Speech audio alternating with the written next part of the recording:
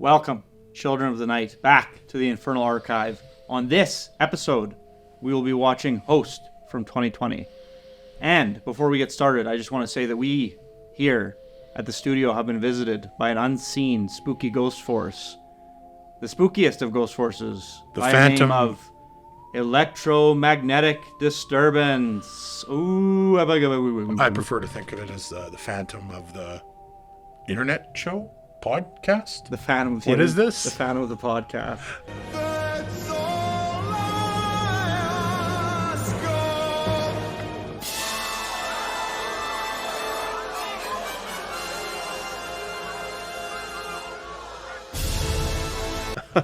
So you might notice that our mics are kind of like a weird position. Just today, like, we've had these mics for a long time, and they've always had kind of electric hum, but we always thought it was just sort of a feature. But today I noticed that, like, depending on how the mics are placed in relation to each other, there's way less of a hum. So we're not, like, 100% sure what the cause is. We got lots of culprits maybe, and we're not audio engineers or audio experts. So we're going to record this way because it seems to be help a little bit, and then maybe in the next episode we'll have a different setup, and we're gonna do some troubleshooting in the meantime. Hello, IT? Have you tried turning it off and on again? Oh, spooky. Oh, it's so scary. So yes, back to the film. Host from 2020. I'm gonna read the little Wikipedia blurb. Host is a 2020 British screen life supernatural horror film directed by Rob Savage. Host takes place on a screencast of a video call on Zoom and is presented as a computer screen film, starring Haley Bishop, Gemma Moore, Emma Louise Webb, Radina Drandova, and Carolyn Ward. It features a group of friends who attempt to escape a deadly supernatural force inadvertently spawned during a seance. And the film only costs $100,000 to make, which I guess makes sense considering it's all done like on Zoom or whatever. Yeah, it sounded interesting. Some people gave it good reviews, and I don't really know what to expect. This one... Very brisk runtime, you were saying, of like an hour? Yeah, hour and 6 minutes or 7 minutes or something. So, like, it's in, out. I mean, I've seen episodes of Game of Thrones that ran for much longer than that. So, I mean, that if it's bad, at least it won't be long. Yeah, true. But yeah, I think what I'm expecting from this movie is, like, probably a little bit more of a generic horror that's aimed towards younger... modern era... How do you do, fellow kids? What? Problem. Yeah, I'm going to assume it was, 2020. We were right in the midst of another unseen spooky ghost. COVID-19. Ooh. The spookiest ghost of them all. Yeah, we were all possessed by that at one stage or another in this office. We're going to go watch the movie, and we will come back and give you our thoughts after we're done. Thank you so much. I like to dissect girls. Did you know I'm utterly insane? Welcome back, Children of the Night. We have just finished, what was it called? Host 2020. Sorry, they didn't have at least I didn't think I saw the title in the film, so I got it left. Man, that was a good, spooky, scary, jump scare filled roller coaster ride. I think that's probably the way I would describe it most aptly is like that was like a roller coaster. It was very much. It was in, it was out. It did a bit of setup, and then we're off to the races and shit's going down. First comment I want to make is it very well used the framing device / the concept of a horror movie on Zoom or taking place over Zoom. Mm-hmm. That was done masterfully right from the credits, opening credits to the end credits. Yeah. At first I'm like, why is there a Zoom call on the fucking TV? Like before I clued in, like the first second or two before I clued in. Oh yeah. And yeah, just really well done on that front, and really gave me strong OG Paranormal Activity vibes. Yeah, totally. It's very, like, I don't know. I mean, I guess this would have to be a found footage movie. Like, I don't really know. It wouldn't fit. It fits more into the found footage category than it does kind of like in any other of the horror genres. Mm-hmm. I'll say this, like, with the found footage thing, and it's on Zoom, the one sort of criticism I had off the bat was, like, you know, when you're on Zoom or you're talking to somebody on FaceTime or whatever, the mics on all these devices, they really don't like high notes, like high frequencies, so they'll always peak, and it can get very grating. And at the beginning, this movie I think was recorded with like laptop mics and phone mics or whatever fucking mics were just on the devices. And worth noting that it was all takes place and was shot during the height of the COVID-19 Yeah, lockdowns. during quarantine. It was all, yeah. When we were all being plagued by the phantom known as COVID-19. Yeah, Ooh. yeah. I mean, the movie's got to yeah. be kind of a play on that too, like this unknown, this unseeable thing that's omnipresent and is And trying to get killing you. everyone. Yeah, like can get you in your house, Yeah. whatever. Doesn't matter where you are. But yeah, to go back to the audio, that grated on me at first. Like it was like a lot of screeching, a lot of like fuck, God, whatever. Oh, I think you need to turn off the phone audio. But then I gotta say about when the scares started happening and started coming in full force. I noticed it think, less, yeah, I yeah. think I was probably just used to it at that point, and then I got into it and I was in the world, and it wasn't taking me out or whatever. So yeah, I think overall it didn't bother me that much. I think if I would have done it, I probably would have recorded with professional audio devices, and then I would have tried to maybe in post emulate that sound a little bit so that the audio could have been like more pleasing overall. But yeah, no, like I said, it's like at a certain point I kind of like got over it, I got used to it, and then it didn't bother me anymore. But that's kind of the only real main criticism I can think of. Yeah, I feel like a director like Bryce Dallas Howard might have written something in there like, So why am I the bad guy? Because you're his girlfriend, you cheated on him, he has fucking cancer, you lunatic.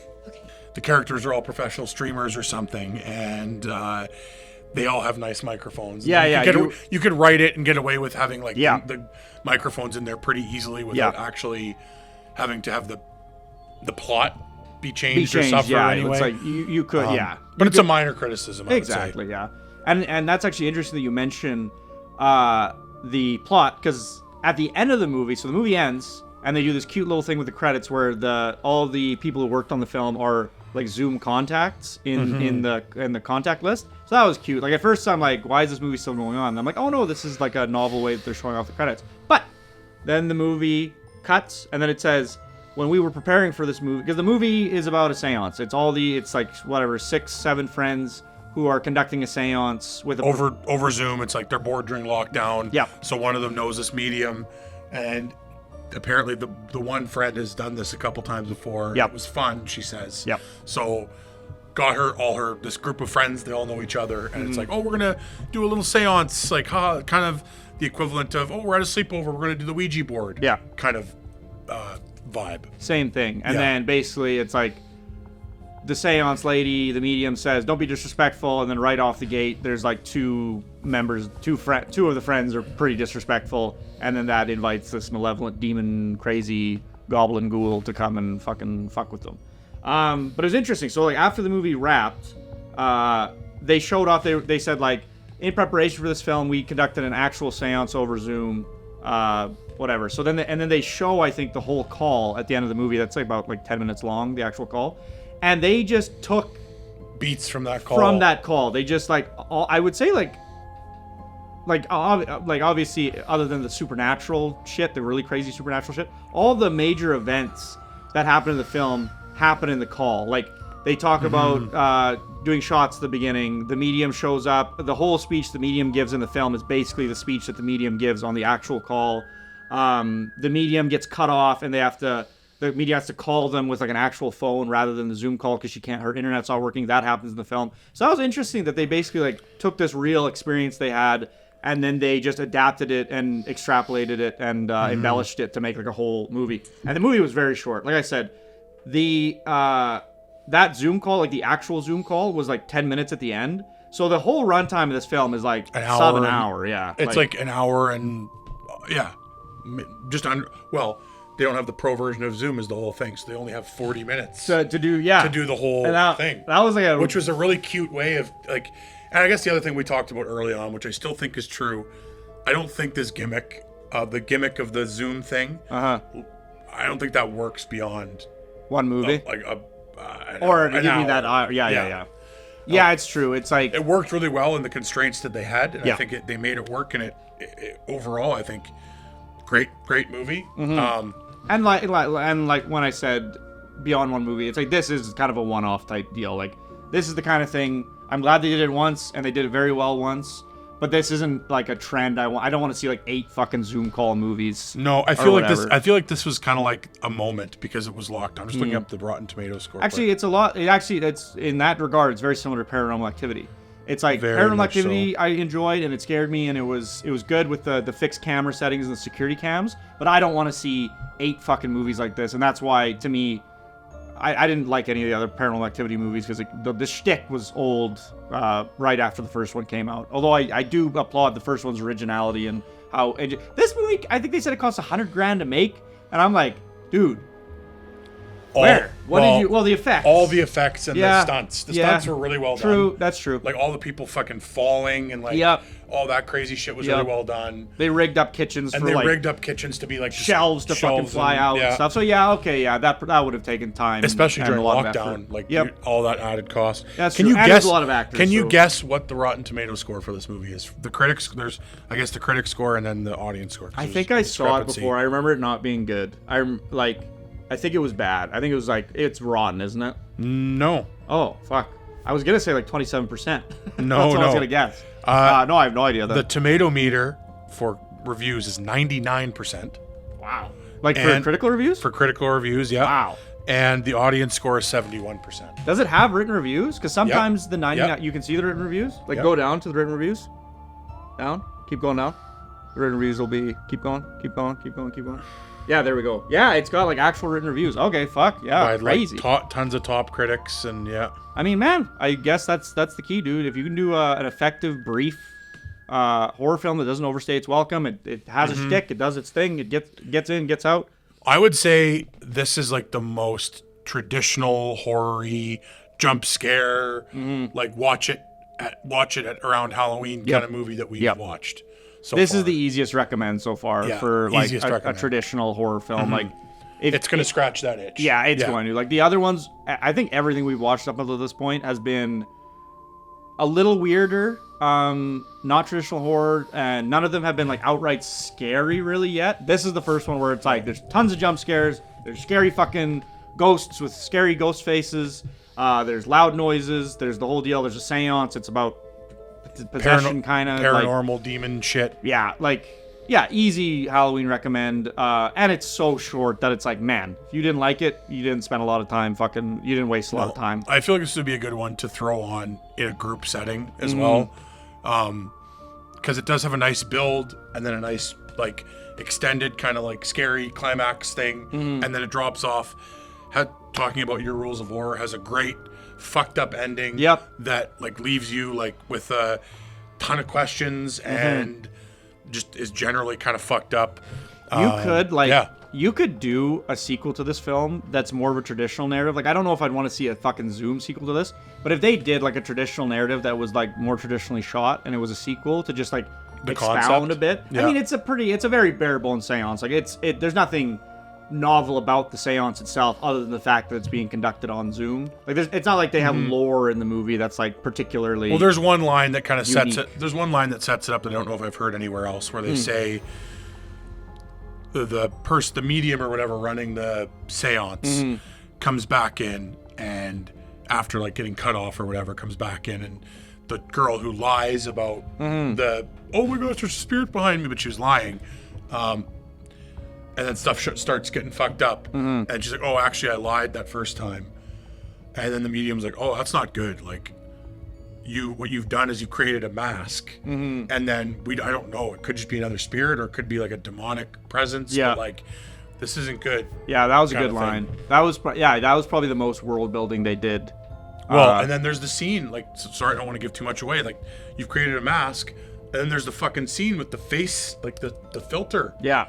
That was, I gotta call that specific scene out because it was such an effective intersection between the supernatural genre and the specific concept of the Zoom thing, where it was like, there's nothing there, we don't see anything, but the face detector on the filter is detecting a face, and so it's like this Zoom filter is just in the middle of the room, and it's a mask, and it looks really fucked up, and was really well done. Yeah, it was a very clever. It's stuff like that where it's like, I always enjoy, because then it takes the movie and it's like, this movie could only work on Zoom when you have scenes like that like only make sense in the context of like a Zoom call. Like when you interject a scene like that into like, let's say you try to put a scene like that in a traditionally shot film, it would just be like, okay, you're just like, the movie's not about like technology, and now you're just interjecting technology to like for a clever scare. But this movie, like the whole gimmick is the fact that it's on Zoom, so it felt way more natural and like smooth, I guess, like the inclusion of something like that. So yeah, I really appreciate that too. Yeah, I gotta say, I really enjoyed the movie. I mean, it's very much in that Paranormal Activity line. I like it a lot more, and I like Blair Witch. I'm not a Blair Witch guy. That movie fucking, I think, is I think ridiculously overrated. I think out of the context of the time, the Blair Witch Project is like unremarkable, but in the context of people who watched it when it first came out and all the marketing and like the thing that's revolutionary about the film isn't the film itself, it's the combination of the ingenious marketing and the fact that people watched that movie, fucking thought that it was actually a real thing. That's why that movie's brilliant, not anything to do with the film. Yeah, exactly. It's like, in no way does it, well, maybe, I'm not gonna say no. Well, for the most part, I would say in no way does it really hold up, in my opinion, anymore. No, I don't think It's so. not like The Shining or The Exorcist, where it's like those movies come out whenever, and then you can still watch those today, and they still have good scares, and they still have great atmosphere and all this shit. And whatever, Blair Witch is good atmosphere, but besides the point. Yeah, like the movie. I think check it out if you're in the mood for some scares. It's on Shudder. If you have Amazon Prime, I think you can pay like a little bit of money, and then you can get Shudder, and then it's got tons of horror shit on there. It's on there. Totally worth a watch if you're in the Halloween mood. Any more thoughts on it? No, I just think this is the first one I can say. Watch this one for your scary jump scare fix. It scared the absolute fuck out of me a couple times with the jump scares. So, hats off to the filmmakers, and yeah, definitely an easy recommend. Now, let us see what film we're in store for next. Andrew, spin the wheel if you would be so kind. And the fucking screen recorder I didn't say it. You beat me. But then I ruined it by doing the whole fucking thing. God dang it. All right, And spinny wheel. spinning. What are we watching? Please not more jump scares. Please not more jump scares. Something from 1980. Haunt? No? Oh, baby. Oh, baby. Oh, baby. Oh, no. This is one I'm actually kind of nervous for. Oh, no. This movie has like a subtitle, Gonjiam. I can't remember if it's Japanese or Korean, or it's one of those Pacific Asian countries. Very excited for this one. A lot of the imagery looks really fucking scary. This might be one of those that keeps me up at night, so I'm excited. So tune in next time to see our thoughts on Gonjiam, or however you pronounce that word. Thank you so much for watching. We'll check you next time.